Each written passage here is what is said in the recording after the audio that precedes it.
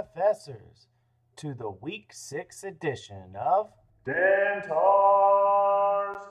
Daggers. Before we get started discussing each of my 5 daggers this week, please take a moment to give your boy a follow on Twitter. My handle is DFS_Dantar. That's DFS_Dantar. Please go follow me and show me some love. I also want to take a moment and remind everyone how important it is to practice sound bankroll management when playing fantasy sports. It is also extremely important to do your own research each week if you play DFS. You should always have some type of logical rationale behind picking your players at each position. The plays that I mentioned on this podcast are plays that are intended for large field tournaments, but that does not mean that some of these plays couldn't also be viable in cash games. Now, let's get to the good stuff. The reason you all tuned in. My 5 top GPP daggers for week 6. My first dagger of the week comes from the wide receiver position. His name is Will Fuller. Will Fuller is $5,200 on DraftKings. So, here's what you need to know about his opponent. The Cleveland Browns are actually ranked second best in the entire league in yards allowed per carry to running backs, but they rank dead freaking last in opposing passing rating. The Browns have also allowed the 5th most fantasy points per game to opposing quarterbacks. Deshaun Watson, Fuller's quarterback, is averaging 1 touchdown every 12 passing attempts, which is the best mark in the entire league. But the Browns are allowing a touchdown every 14 passing attempts, which ranks dead last in the league. Fuller should be covered by Jamar Taylor, who is RotoGrinder's 18th worst graded cornerback this week. There's also going to be very heavy ownership on DeAndre Hopkins, who is playing opposite of Fuller due to his target share in the Houston passing game. And although the Browns are bad at the wide receiver defense, they're probably going to try to pay Hopkins a lot of attention because of his recent success. This will naturally funnel more looks to Fuller. His quarterback, Watson, has been tossing dimes lately, and Fuller has scored 2 touchdowns in each of his last 2 games. He is averaging 20.2K DraftKings points this season, and Fuller is one of my favorite daggers this week.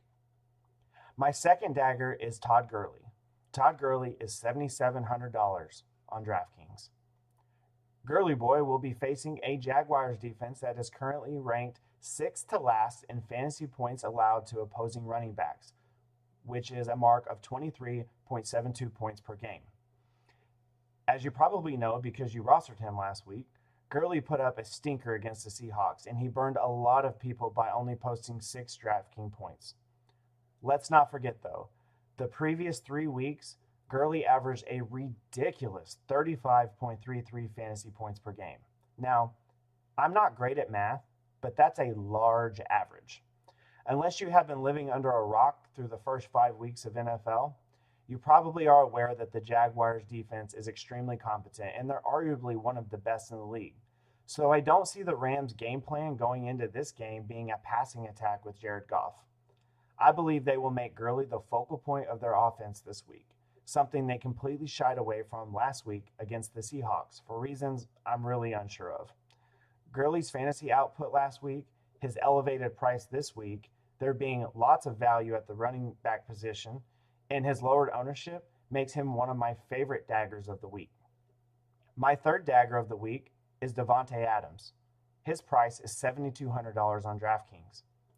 Davante Adams will be paying a visit to Minnesota this week after a 2-touchdown performance in the Big D last week. If you watched the game in Dallas, you probably noticed that Adams was one of Rodgers' favorite targets, especially after Jordy Nelson went out with a hamstring injury.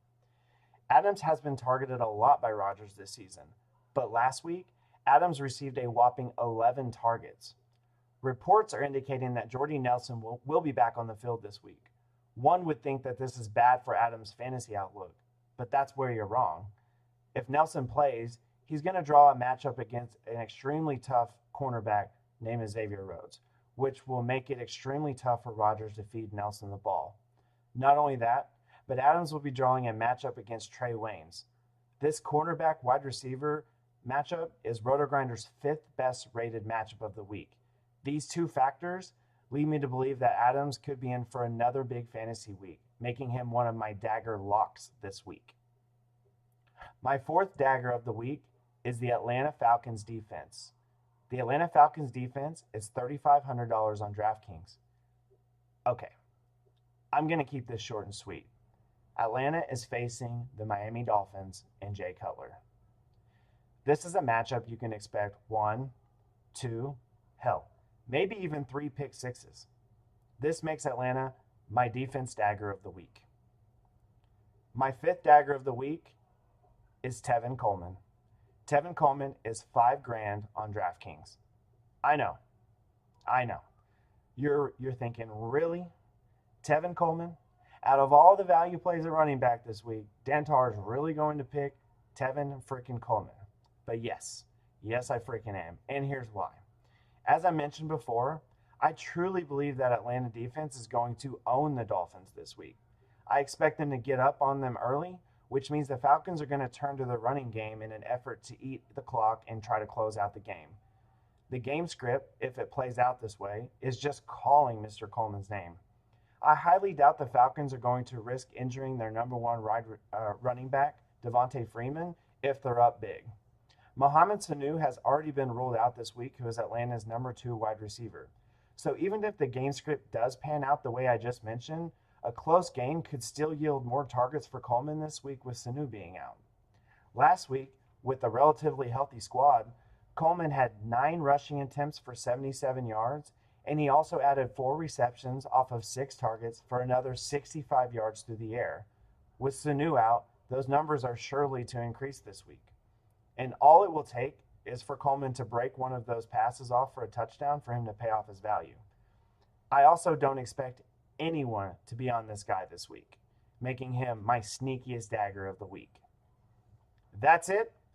Thank you for giving my podcast a listen. Good luck in your fantasy contest this week. Please send me screenshots of all of your fantasy success tomorrow. I'm Dantar, and I'm out.